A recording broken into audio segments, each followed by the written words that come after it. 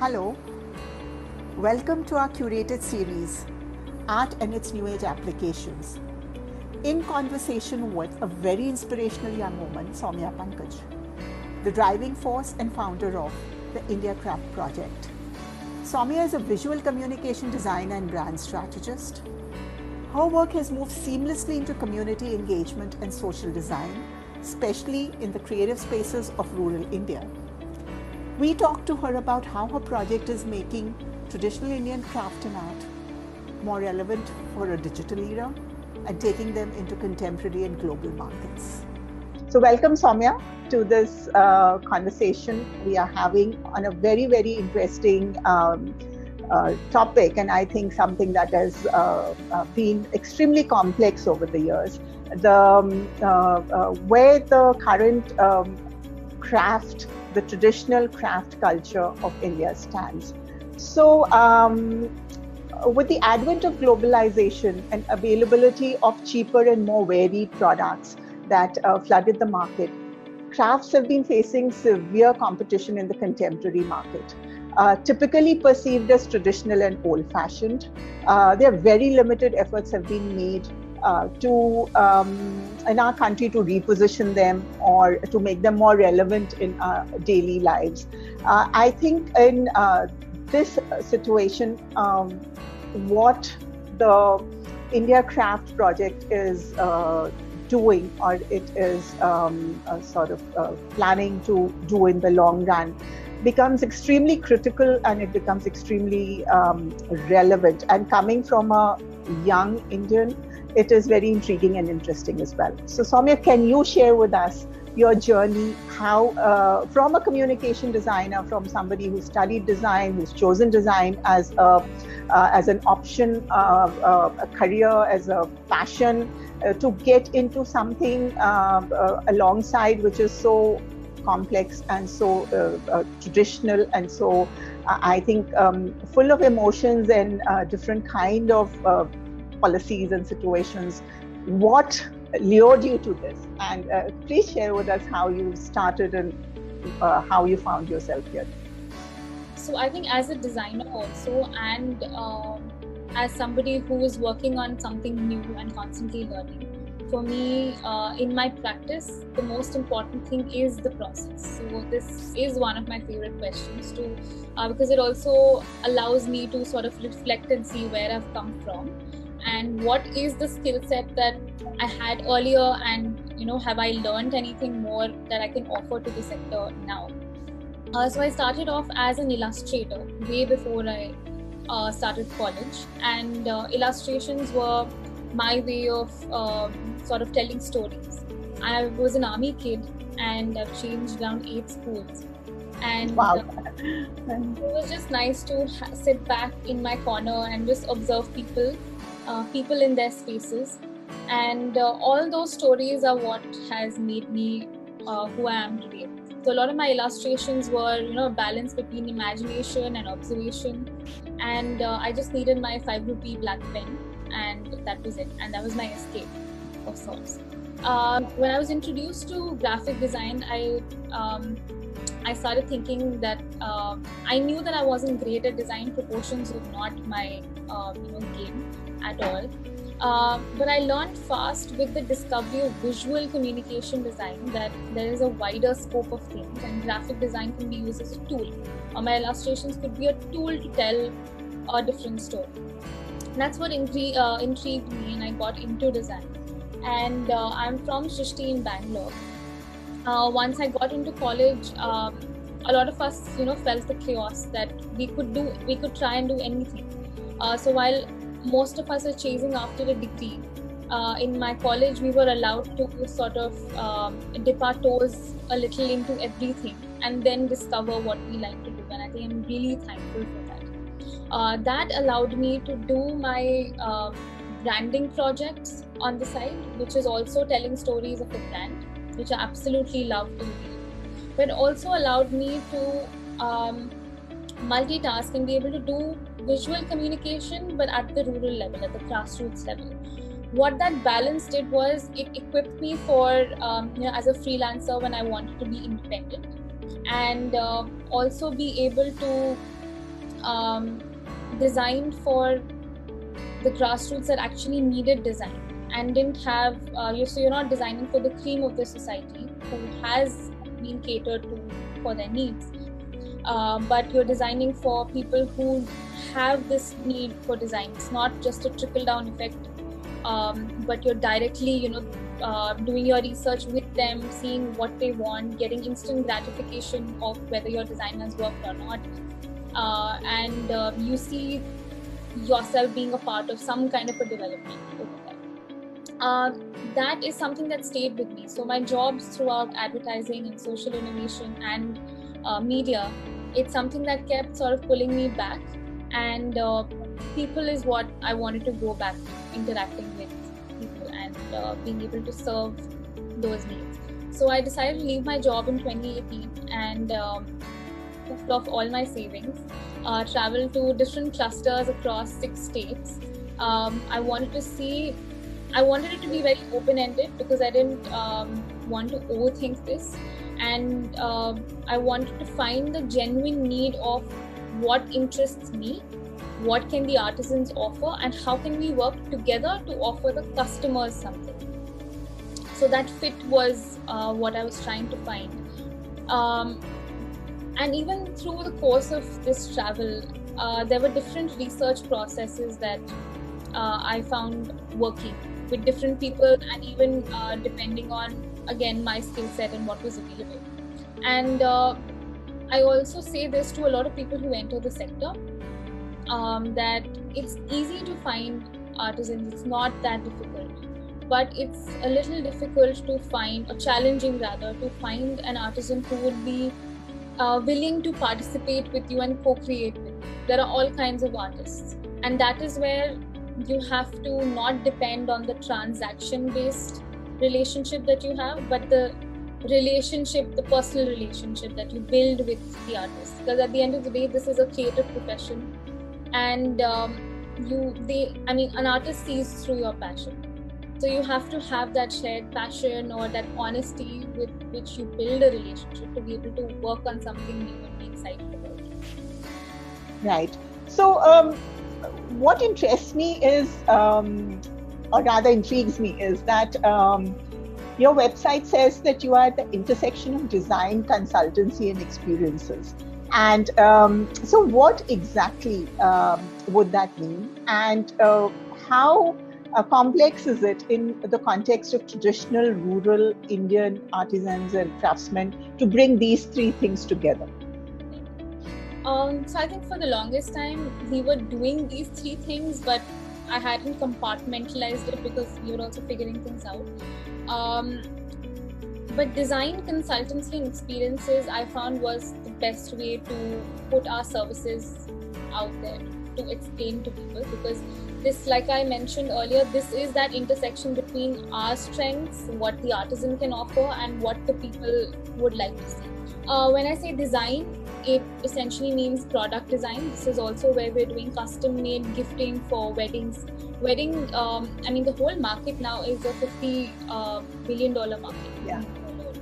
And when we say that we're trying to build a portfolio of crafts, we're trying to extend the craft sector into different industries and sectors, and not limited to one industry alone.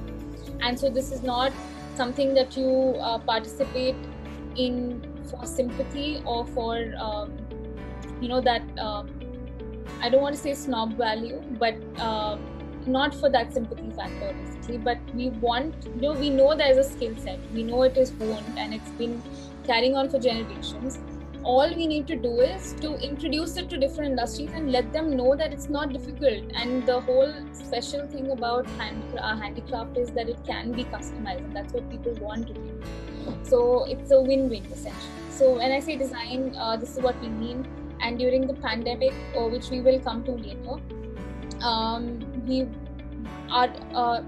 initiative was to get these artisans online and not how they're intimidated by anything digital, basically breaking that back, and to replace all the melas so that they could do online workshops. It's basically look at all the alternate livelihood sources that they can perform, since there's no melas during the time.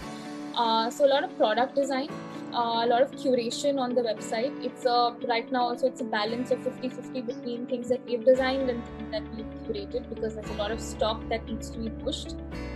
And I think weddings are my personal favorites, because you have people who are really involved in the outcome, and they know what they want. And our challenge is to see how it can be adapted into, folk art or different craft practices, and the costing and budgeting. It's a little complex, but it's fun to work around. When I say consultancy, it's recent that for one of the projects we acted as artisan managers, essentially making sure that the legality of things, the rights, the IP rights are secured, the compensation is fair, and basically the complexities before a project actually formally starts, taking care of that, and then also helping the artists design-wise make their work more efficient and more appealing to the design brief. Because right now working around a design brief is sort of new. अभी तक hand stuff में यही हो रहा है कि whatever is made is not the other way, then has to be according to design. So I think a lot of freelancers and designers also struggle with that, and that is part of the journey. So as consultants, we essentially play that facilitating role between the client and the artisans. And with experiences, this came from a very personal space. When I was traveling across these clusters, I realized it was more about who I'm meeting on the way, who I'm traveling with, what I'm eating on the way, and then the final destination, and the craft and the community around the craft. So it wasn't just about one product. It was about that whole community and the story behind that product that we often talk about. But when you see it in person is when it really stays with you. So we started with a few pilots which were gifting and experience. We did 1-day workshops and 3-day getaways. Again, a space very new to me. And as a founder or somebody who's starting something, it's always advised that you play to your strengths. So I decided to see what I was lacking and what people wanted, what they're complaining about. And people often talked about that missing immersive experience, or the lack of authenticity, or it being too expensive. So working on those 3 main points, we tried to curate these 1-day workshops. 1-day workshops worked very well. And what I observed was that we did our first workshop with Zardozi, which is quite a complex craft. And usually how a Zardozi artist, a new artist would learn Zardozi is just do 1 month of lines across the fabric. But here people were trying to become ambitious. Ki meri 2 ghante ki workshop hai, I have to build something really special. And I was scared that people would feel demotivated, that it's not coming out right, or give up and be irritable. But we had a great crowd. The conversations were very interesting. Mehtab ji, who conducted the workshop, was a people's person, so he made sure nobody was giving up, or he simplified a design if that was needed. And people immediately bought his products right after the workshop because they realized what has gone into it. So this whole workshop served as there were also new entrepreneurs who tried to make their logos and photos. That I think really was special for me, because seeing people put a part of them into something new that they're learning is always a special thing to watch. So I realized that this was a great way to market the products also that the artisan is making. After problems of authenticity, affordability, is pushed back because you're buying it directly from the artisan, and the way they price it is way less than you see it anywhere else. You have no middleman involved. So that's one learning, and I think that's exactly when the pandemic and the lockdown also started. So we couldn't continue further, but took no time. I think took 1 or 2 months to start training the artisans to sort of onboard them for online platforms. So something very basic comes to my mind, that from what you said right now, that till now it was all about the craftspeople making certain things, and that being sold through hearts and bazaars and emporios. So, how but consumption patterns have changed, and people want customized, and people want more contemporary or some things to suit their taste. So how easy it is to get the artisans to accept that, or how blasphemous it is to to impose designs on them. How ready are they, or how receiving are they? So design is of great interest here, both from the perspective of you as a young communication designer who's who comes with certain contemporary knowledge and tools and technology and a worldview, and the artisans of India who are who've grown up through centuries and skill sets being handed down from within the family, and they functioned in a certain way. So how complicated is this marriage of giving them new kind of designs and new usage for the kind of things they are producing, and how receptive are they, and how does your project bring this all together on the table? How receptive are they? I think they're quite receptive. Abhi, especially at such a time when nobody is saying no to any kind of work. But artisans now realize their time's worth, for sure. So if you have a bulk order, they'll be game. Kuch bhi design karna hai. What I like about the artisan is when there's a back and forth, which is why we say co-creation. I can keep saying कि हमें ये design करना चाहिए, वो design करना चाहिए, but उसका I can look at functionality, but only the artisan knows how the craft can be stretched, or how it is limited, and hence we should maybe take it the other way, because there's no one right way of designing anything. So they are pretty receptive to new design, but when you're making something, जैसे किसी particular craft का आप loom चढ़ाते हो, तो आपका loom का एक particular size होता है. There's some amount of time that you're giving to that new weave or pattern that he's doing, which is something out of practice, so it's going to take them longer. So it's going to be maybe a little more time consuming, hence expensive. So example is one of my first projects was in Channapatna, and a lot of parents bought Channapatna toys for their kids out of nostalgia. हमारे पास होता था तो हमारे बच्चों की बात नहीं होना चाहिए. And the kids outgrew it, which is fine. I mean, it's fun initially, but as people who've grown up, we've seen the same toys. We've seen beautiful colors in Channapatna. So part of this project was for us to reimagine Channapatna and see it as a craft and sort of unlearn what we have seen as outputs.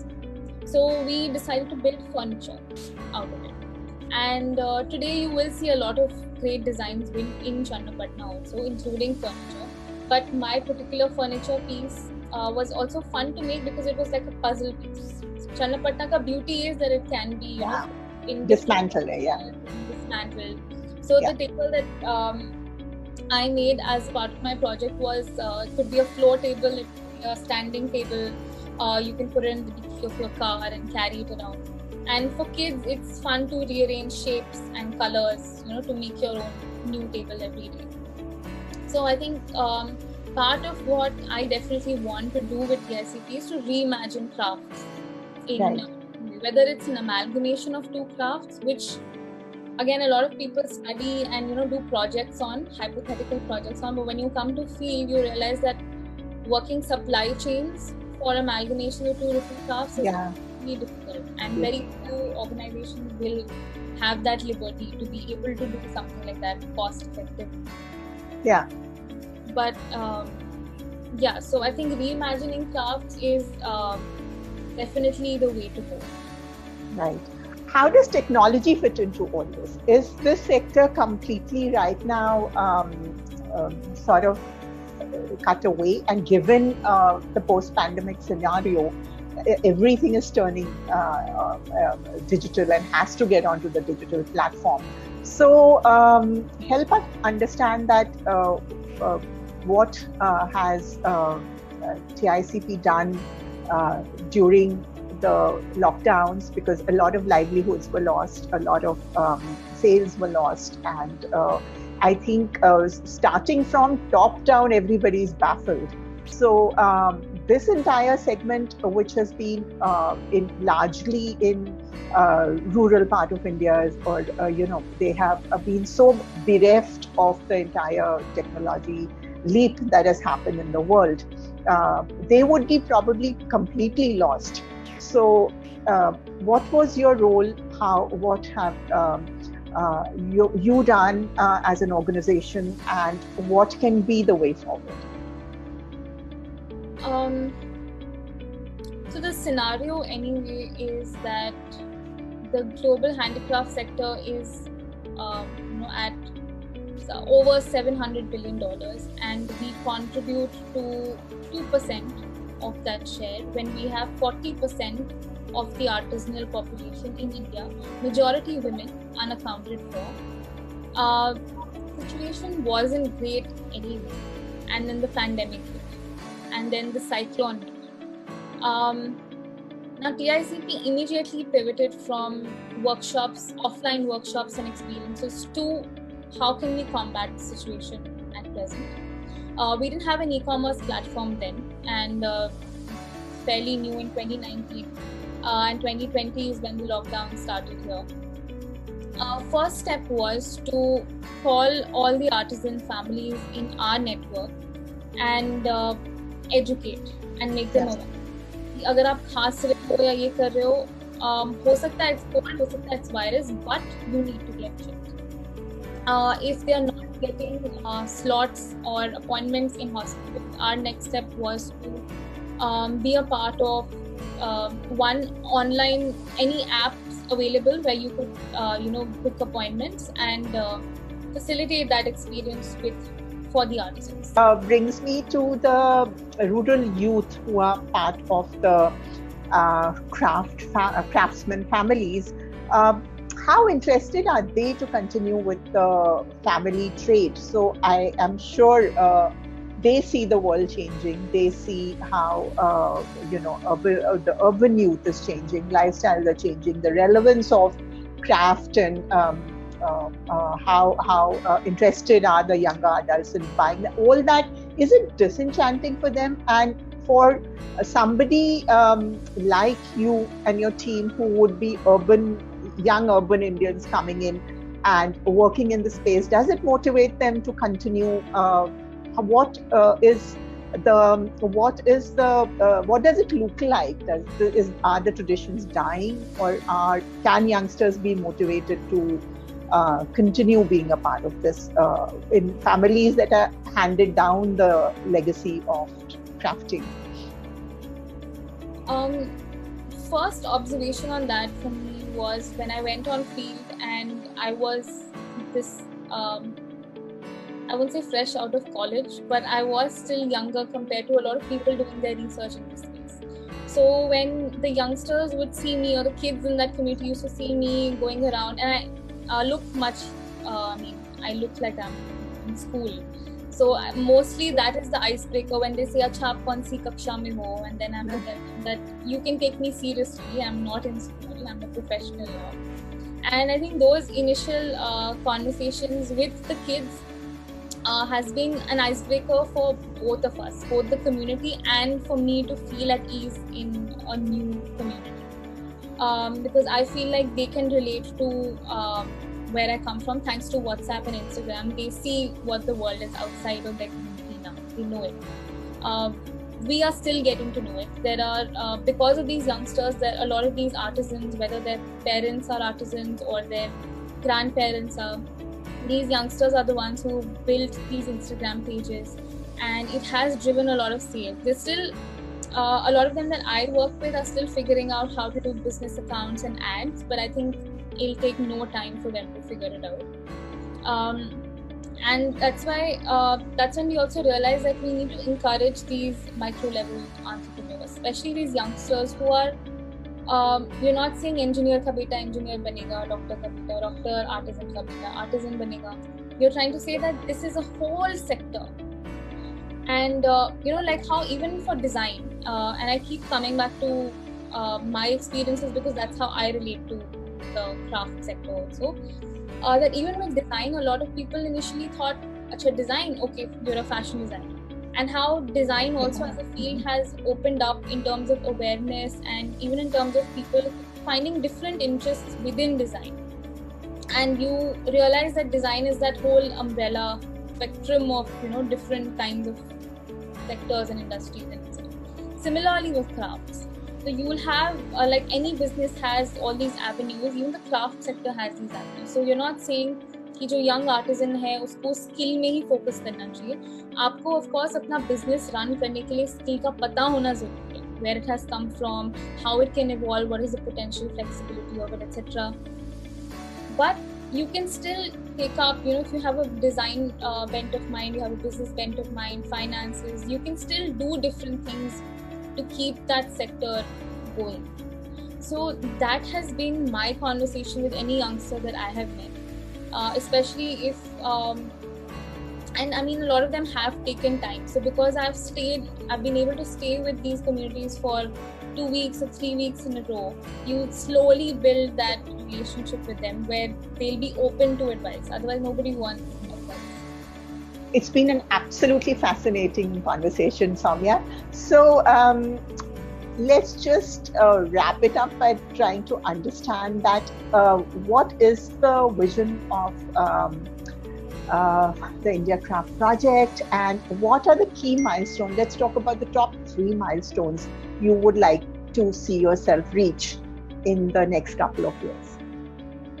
So there were a lot of things that we definitely want to be working towards, and we're still experimenting our skill sets in different areas of what can be done. But I think the key milestones for us is one, to be able to work with bigger brands and organization and be able to design things for them, because we have that design expertise in-house.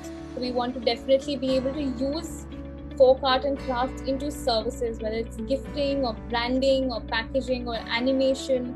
Again, the portfolio side of things, because that is what keeps our creative curves high for both the artisans also and for us as well.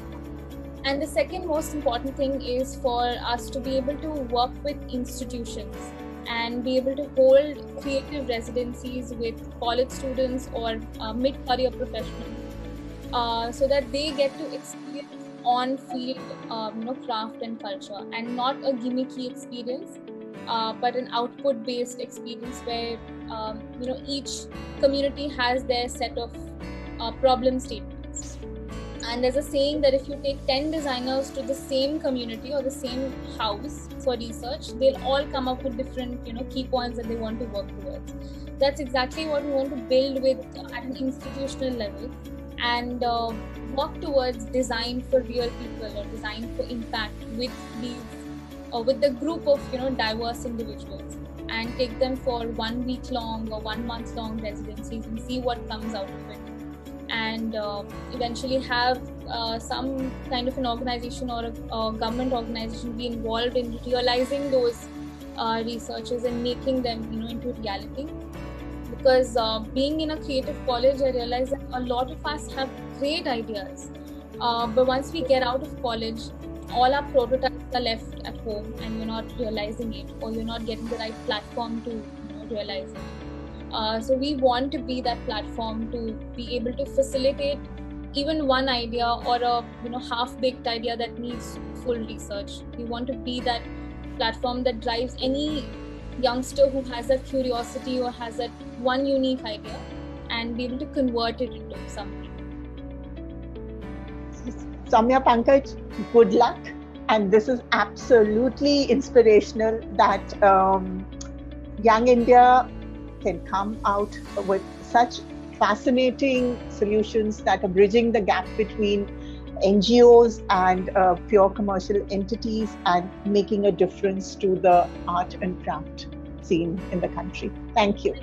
Thank you so much, Ritu and Art, etc. It's been an absolute pleasure reflecting on everything, and also talking about these things always motivates you a lot more and reminds you of why you're doing this in the first place. So it's been absolutely great. Thank you so much for having me. I can't thank you enough.